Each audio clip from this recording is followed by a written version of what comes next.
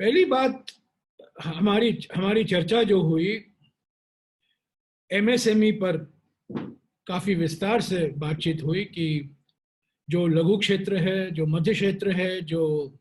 Micro enterprises हैं, जिसमें हमारे देश के ज्यादातर रोजगार है एमएसएमई सेक्टर में, इनकी क्या कठिनाइयां हैं, इनको क्या राहत और मिलनी चाहिए राज्य सरकारों और केंद्र सरकार की ओर से, और खास तौर से केंद्र सरकार की वित्तीय संस्था की ओर से। इसके आधार पर हम एक दस्तावेज तैयार कर रहे हैं और शीघ्र ही अगले 1-2 दिन में केंद्र सरकार को हम यह सौंपेंगे कि एमएसएमई क्षेत्र पर और केंद्र सरकार की ओर से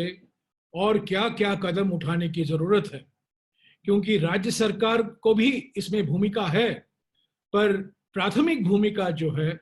केंद्र सरकार की है और केंद्र सरकार की वित्तीय संस्थाओं की ओर से है। तो इस पर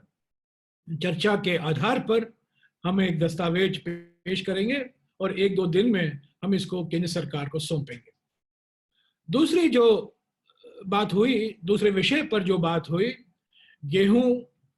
सरसों और चना की खरीद जो हो रही है, प्रोक्योरमेंट जो है वीट का, सरसों का और चना का, इस प्रोक्योरमेंट को कैसे आगे बढ़ाया जाए, जो तकलीफ हमें देखने को मिल रहा है उससे हम कैसा सामना करें और प्रोक्योरमेंट सही तरीके से हो, इस पर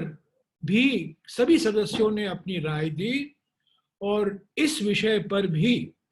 अगले 1-2 दिन में, जैसा कि मैंने कहा, एमएसएमई के रिपोर्ट के साथ साथ प्रोक्योरमेंट के बारे में भी हमारे सिफारिशें हम केंद्र सरकार को सौंपेंगे। मैं इसलिए ये कह रहा हूं क्योंकि हमारे पूर्व अध्यक्ष राहुल जी ने बार बार कहा है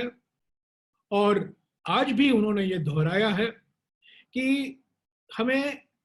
एक रचनात्मक तरीके से सरकार के साथ मिलकर काम करना चाहिए। हमारी आलोचनाएं हैं,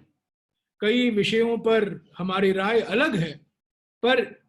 इस गंभीर स्थिति में रचनात्मक सहयोग देना कांग्रेस का एक अधिकार, कांग्रेस का एक नीति है। और उन्होंने आज ये फिर दोहराया है कि जो कुछ हम करें,